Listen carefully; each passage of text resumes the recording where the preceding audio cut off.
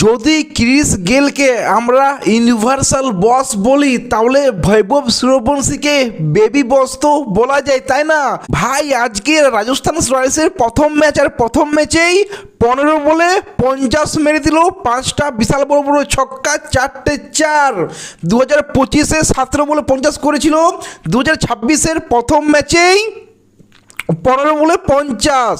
একে বেবি বস যদি বলি তাহলে কোনো ভুল তো আমি দেখছি না ভাই। বেবি বস বললে হ্যাঁ অনেকেই বলতে পারে একটু জীবনদান পেয়েছে, একটু বেঁচেছে, অনেক কিছুই বলা যেতে পারে, কিন্তু ভাই এ খেলেই এইভাবে যে আমি থাকবো নয়তো বোলার থাকবে, ওর খেলাটাই এরকম। আর এই তো 15 বছর হলো, দুদিন আগে, এবার ইন্টারন্যাশনাল ক্রিকেটে চান্স পাবে, হয়তো তোমার আয়ারল্যান্ডের সাথে যে ম্যাচটা আছে সেখানে হয়তো চান্স পাবে। তো এই 15 বছরের ছেলেকে দিয়ে তুমি কি আশা করবে? 2 বছর 4 বছর পর ওর ম্যাচুরিটিও এসে যাবে, তখন যে দেখতে পাচ্ছ এই চান্সগুলো পাচ্ছে, এই চান্সগুলো দেবে না।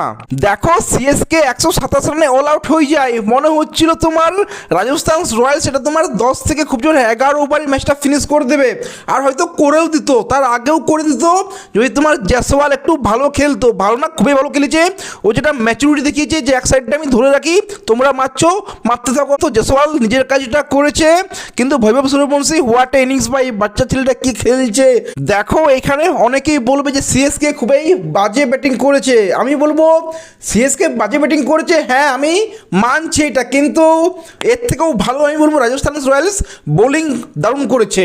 জফর আচারকে বলো, বার্গারকে বলো, সন্দীপ শর্মাকে বলো, জাদেজাকে বলো, কি তোমার ব্রিজেশ শর্মাকে বলো, কি সুয়েশ শর্মাকে বলো, ভাই দারুণ বোলিং করেছে। জাদেজা তো ভাই এক ওভারেই সরফরাজ খান এবং কে ছিল আরেকজন শিবম দুবে, দুজনকেই আউট করে দিল এক ওভারে 2টো উইকেট। সরফরাজ খান শুরুটা ভালো করেছিল, মনে হচ্ছিল হ্যাঁ এই বড় ইনিংস খেলবে, কিন্তু না, জাদেজা আউট করে দেয়, এলবিডব্লিউ করে দেয়।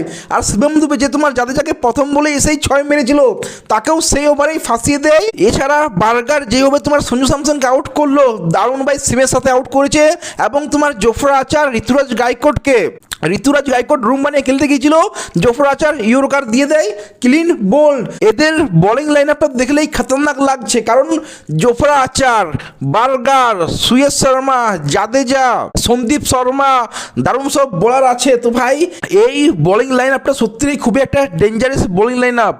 তবে হ্যাঁ আজকে যদি ধোনি খেলতো তাহলে মজা আসতো ভাই, কারণ ধোনিকে সবাই দেখতে পেত আজকে ব্যাটিং করতো, 8 ওভার 9 ওভারে ধোনি আজকে নেমে যেত ব্যাটিং করতে, খুব জোর 10 থেকে 12 ওভার ওর মধ্যে আমরা ধোনিকে দেখতে পেতাম। চলো চোট আছে, কিছু করার নেই, প্লাস তোমার বেবিস আছে। দেখো সিএসকে টিমটা এতটাও খারাপ না, যেভাবে তোমার আজ খেলেছে মোটেও খারাপ না। আমি বলবো রাজস্থান রয়্যালস বোলিংটা খুবই ভালো করেছে, আর কার্তিক শর্মা সেও ভালোই খেলছিল। দেখো আমি তো বলবো না ভাই যে সিএসকে খুবই বাজে খেলেছে, হ্যাঁ সিএসকে বাজে খেলেছে বলতে পারো, কিন্তু আমি বলবো রাজস্থান রয়্যালস বোলিংটা ভালো করেছে, ব্যাটিংটা ভালো করেছে, ফিল্ডিংটা ভালো করেছে। ওভারঅল রাজস্থান রয়্যালস আজকে আমি বলবো ভালো খেলেছে।